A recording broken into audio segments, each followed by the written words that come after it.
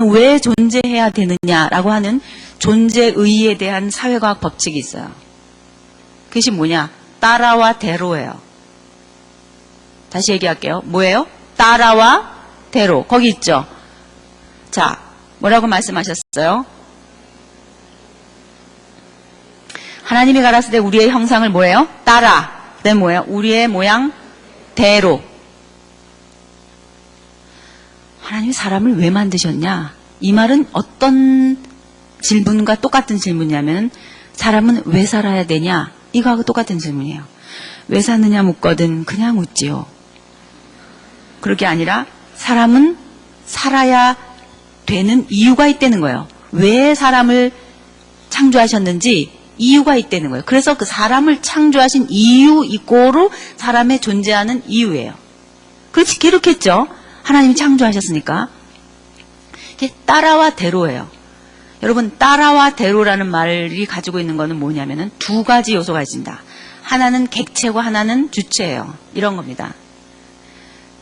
거울이 있으면, 여기 거울이 있으면 제가 이렇게 서 있잖아요. 그럼 제가 실체죠? 그럼 거울 속에 비치는 내 모습은 뭐예요? 하나의 그림자죠? 그렇죠?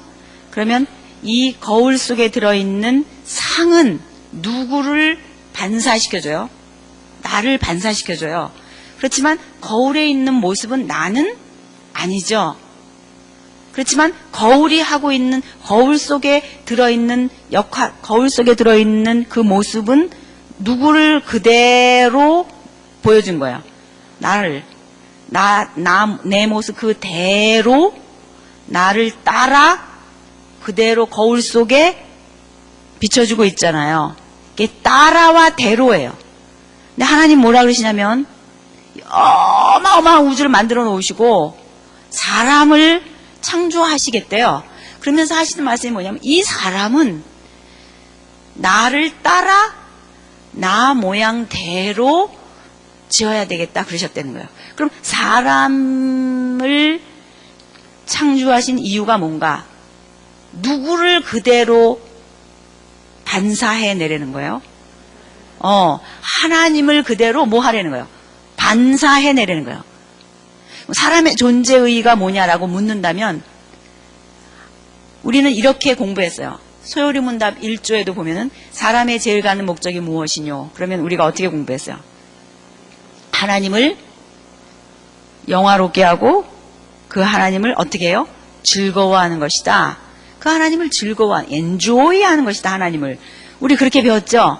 세례 받으려면 그런 거 하잖아요. 안 해요? 해죠? 그러니까 뭐야? 하나님을 영화롭게 하는 것이다. 다시 다른 말로 말하면 하나님을 어떻게 해요? 하나님을 영화롭게 한다. 하나님을 영광스럽게 한다.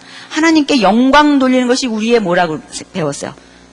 우리의 존재의다.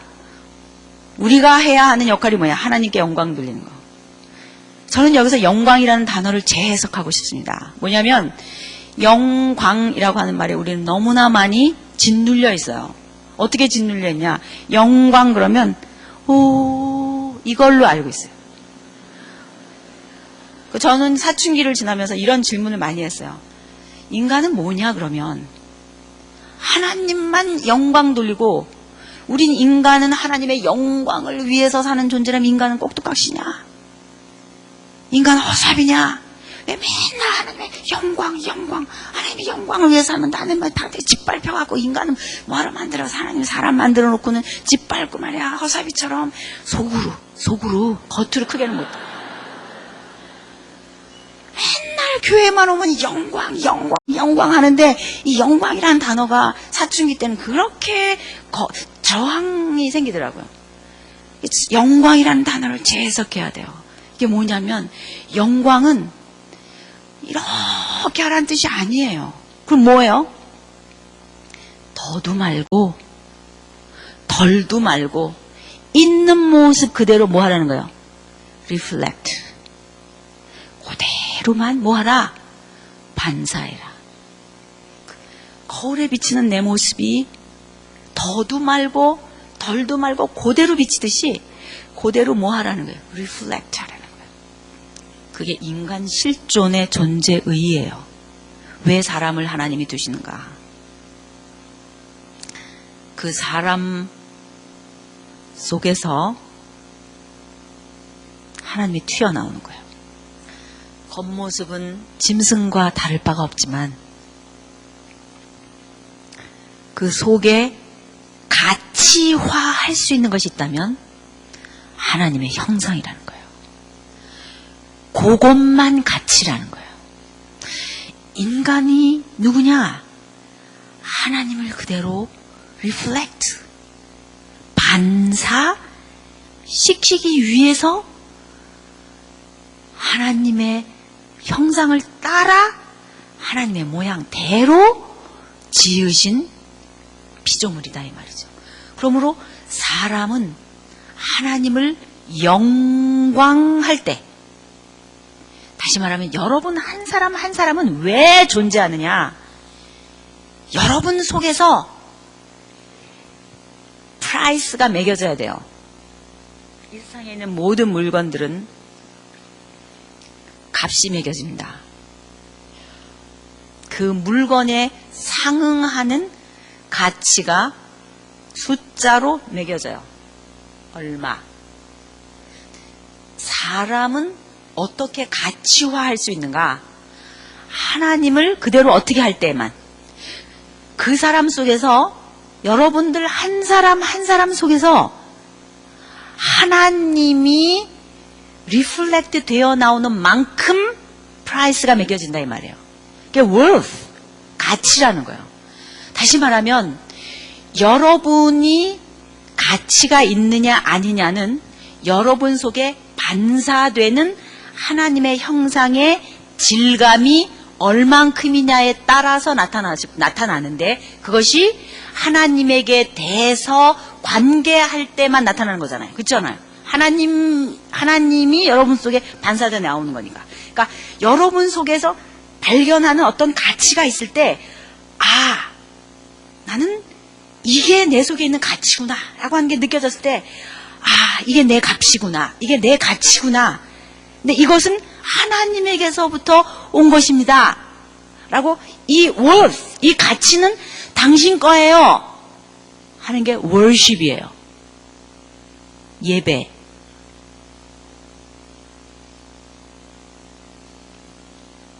그거를 아는 존재만 하나님께 예배하는 거예요. 그게 worship의 어원입니다. 인간이 왜 존재하느냐? 누구를 리플렉트해요?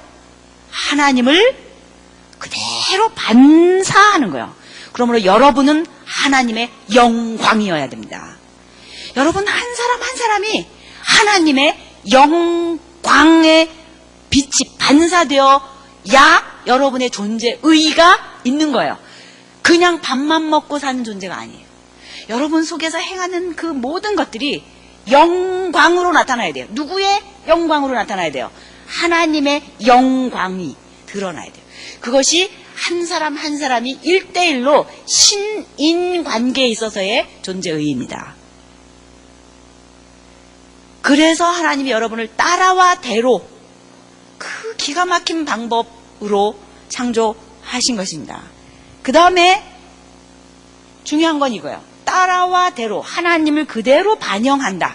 반사하는 것이구나. 야, 나는 그런 존재구나. 알긴 알았는데 뭘 하는지 알아야지. 뭘. 법칙은 알았어요. 아, 뭔가가 나한테 와서 이렇게 반사돼 나가야 되는데 반사되도록 오는 그게 뭐냐, 주체가. 여기 성경에 뭐라고 돼 있어요? 반사하는 게 뭐래요? 뭐라고 돼 있어요? 우리의 뭐라고 돼 있어요? 우리의 형상을 따라. 그 다음에 우리의 모양대로. 그러니까 따라와 대로를 하는 건 알겠는데 그 따라 대로 하는 실체가 뭐냐 그랬더니 성경에 있는 용어대로 말할 때는 뭐라 그래요? 우리라 그랬어요. 그렇죠? 우리의 뭐라 그랬어요? 형상을 따라. 그 다음에 뭐예요? 우리의 뭐예요? 모양대로라고 돼 있어요. 그러면 여기서 공통적으로 우리가 발견해낼 수 있는 하나님의 실체인 우리. 우리를 한 번은 우리의 형상이라 그랬고 한 번은 우리의 모양이라 그랬어요. 이걸 거의 그냥 같이 하는 말이다라고도 그냥 대충은 생각해요. 그러나 여긴 분명히 다른 뜻이 있어요. 이 형상이라고 하는 말과 모양이라고 하는 말은 다르습니다. 하나는 셀렘이고 하나는 드뭇이라는 히브리 말인데 이거는 이미지, 어떤 사물이나 또는 인격체가 가지고 있는 그 속에 있는 정체성을 말해요. 그런데 모양이라고 하는 것은 이 정체성을 담고 있는 스타일이에요. 존재 양태입니다. 그러니까 이 likeness라고 말한 이 모양은 존재 양태라고 말할 수 있고 형상은 내용물이라고 말할 수 있어요. 그러니까 하나님 당신을 우리라는 말을 쓰면서 우리의 형상을 따라 또 우리의 모양대로 이렇게 돼 있어요. 그러면 여기서 우리라고 하는 것부터 우선 우리가 지금 생각해 봐야 돼요. 왜 하나님이 당신을, 이거 단수예요, 복수예요? 여러분 잘 아시죠? 여기서 우리라고 하는 말은 복수입니다. 근데 이 우리라고 하는 이 복수는 그 이후에 자기 형상 또 단수로 나와요. 그러니까 단수로도 썼다가 복수로도 써요. 하나님의 정체성을. 그럼 여기서 우리가 알 수 있는 것은 뭐냐면 막연히 지금 현재 창조 부분에서 사람을 창조하실 때 나온 이야기, 지금 이야기인데 여기서 흘러 쭉 내려오다가 요한계시록 성경 끝까지 가보면 이 전체 속에서 우리는 하나님의 정체성을, 즉 하나님이 어떻게 생겼나 그랬을 때 하나님은 어떤 하나님이라고 우리가 알고 있어요?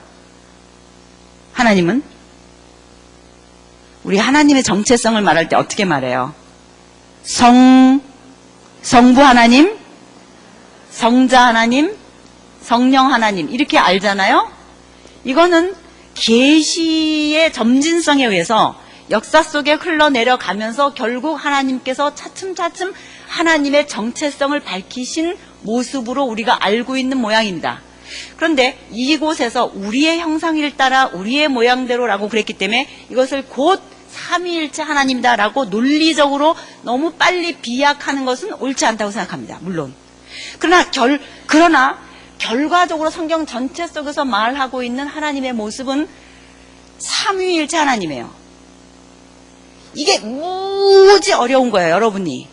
왜 어려운가? 우리는 이제까지 한 번도 이런 존재 양태를 본 적이 없어요. 일위일체지. 나는 나고 내 몸에 나 하나 있지. 이런 걸 몰라요. 이런 구조를 우리는 경험해 본 적도 없고 안 적이 없어요. 그런데 하나님께서 당신이 사람을 창조하시는데 사람 하나 창조하시려고 여기까지 애쓰시고 첫째 날에서부터 애를 써 오셨는데 사람 마지막에 창조하시면서 이 사람 만들 때 아이디어를 말씀하시면서 하시는 말씀이 우리의 형상을 따라 우리의 모양대로라 그랬어요. 여기서 다른 거는 몰라도 한 가지 알 수 있는 것은 뭐냐면 하나님의 사회성 개념이에요. 여러분 이 말을 잘 생각해야 돼요. 하나님은 코이노니아로 하신다는 거예요. 커뮤니티로 존재하신다는 거예요. 되게 이상하죠? 커뮤니티는 뭐예요? United Plurality라 그래요. 단일 복수. 하나님이 단수이시면서도 복수라는 말이에요. 하나님의 존재 양태가 단수이시면서도 복수라는 거예요. 그런 말이 어딨나? 되게 이상하죠? 아이고 또 졸리게 생겼네. 여러분 그럴지 모르는데 여러분 단수나 복수라고 하는 말은 피조 개념입니까? 창조 개념입니까? 시간, 공간, 피조 개념입니까? 아닙니까? 피조 개념이죠? 시간 개념이나 공간 개념은 피조 개념이에요. 하나님이 우주 만물을 창조하셨기 때문에 발생한 개념입니다. 맞죠? 즉 시간 개념이나 공간 개념으로 하나님의 정체성을 정의 내릴 수 있으십니까? 여러분? 하나님이 어떤 분이신지 하나님의 모습을 시간과 공간 개념을 갖고 설명할 수 있냐고요? 없어요. 왜? 하나님은 시간과 공간에 제한받지 않으시니까. 그러면 수 개념은 어때요? 1, 2, 3, 4 이런 수 개념이 하나님의 정체성을 담을 수 있습니까? 그걸 인정하셔야 돼요, 여러분. 시간과 공간 개념이 하나님의 정체성을 담을 수 없듯이 수 개념도 하나님의 정체성을 담을 수 없다는 것을 인정하셔야 돼요. 여러분의 사고 능력이, 여러분이 사고하는 방법이 공정해야 돼요. 하나님은 시간 속에나 숫자 속에 갇혀 계실 수 없으셔요. 그럼에도 불구하고 단수라든가 복수라는 개념을 쓴다는 것은 이거는 무슨 개념이에요? 수 개념이에요. 수 개념. 수 개념을 쓰면서까지 하나님이 당신의 정체성을 이렇게 표현하시는 것은 하나님을 하나다, 둘이다, 셋이다 라고 하는 어떤 이런 측면에서라기보다는 여기서 우리가 알 수 있는 것은 뭐냐면 하나님은 코이노니아로 거하신다는 거예요. 커뮤니티로. 숫자 개념이라기보다는 하나님은 사회성으로 거하신다는 거예요. 그러니까 하나님이 존재하시는 존재 양태가 우리라고 하는 커뮤니티로 존재하신다는 게 너무 분명한 거예요. 여러분 그거 많이 발견할 수 있죠? 우리가 예수님의 기도 속에서도 읽다 보면 하나님과 하나님에 대해서 우리가 하나님과 나와 하나다. 예수님 그런 말씀하시잖아요. 그렇지 않아요? 그런 개념들 하나하나 보라고요. 이것이 하나님과 예수님, 나중에 우리에게 계시된 성령님, 이런 하나님의 정체성과 관계해서 볼 때 하나님이 커뮤니티로 거하시고 하나님은 존재하시는 방식이 United Plurality로 거하신단 말이에요. 단일로 거하시면서도 복수로 거하시는 그런 이상한 정체성을 우리가 지금 생각할 때는 가지고 계신다 이 말이에요. 그것이 뭐냐면 the mood, 모양, likeness라고 말할 수 있는 하나님의 정체성이에요.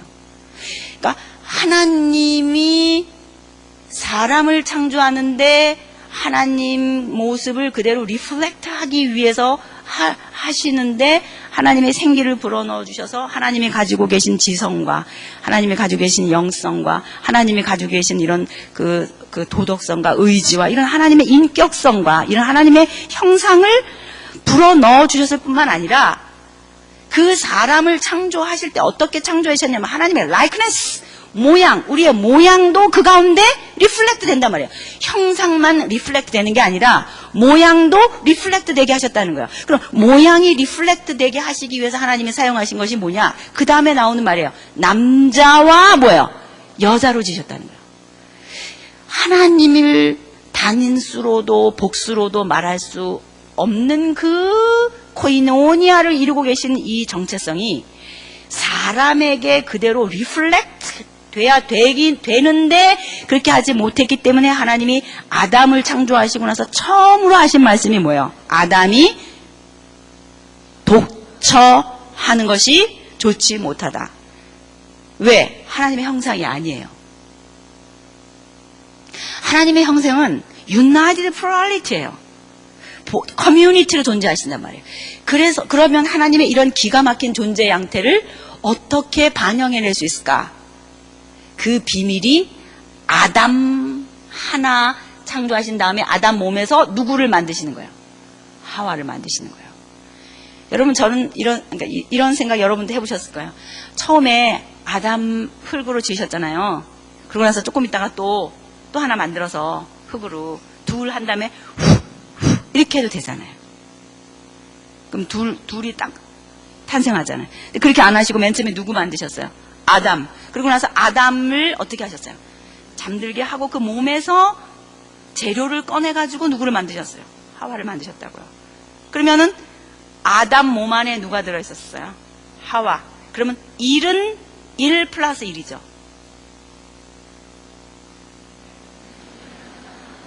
왜? 그 안에 있었으니까 본래 1이었는데 1에서 뭐가 나온 거예요? 또 나왔잖아요. 그러니까 1은 수학으로 말하면 1은 1 플러스 1이잖아요.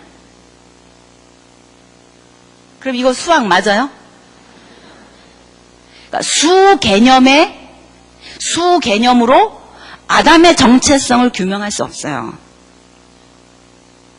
수 개념으로 사람의 정체성을 규명할 수 없어요. 이게 성경 전체의 핵심입니다. 사회성 원리예요. 왜 신약에 가서 내 이웃을 내 몸처럼 사랑하라 그랬는가? 구약에는 그런 말이 없는가? 구약과 신약은 다른가? 아니에요. 신약에 예수님이 내 이웃을 내 몸처럼 사랑하라 라고 말씀하신 원리는 창조 원리예요. 구약부터 있었던 말씀입니다. 사람을 창조하실 때 그렇게 만드신 거예요. 왜? 아담 안에서 누구를 꺼냈어요? 하와를. 여기에 기가 막힌 비밀이 있어요. 아담이 죽은 자와 같이 있었었는데 생기를 불어넣어 주셨어요. 살아났어요. 근데 하나님이 이렇게 말씀하셨어요. 독처하는 것이 좋지 못하다. 그래서 아담이 잠드는 틈을 타서 하와를 이제 만드시는데 그 만드는 그 과정을 보면 그 이후 사람 둘 생기잖아요. 맨 처음에 사람 하나 있었는데 사람 하나 인 합치면 뭐가 돼요? 사람 하나와 사람 하나가 합치면 뭐가 돼요? 인간이 되는 거예요. 사이간자 인간. 사람과 사람 사이가 뭐예요? 인간이에요.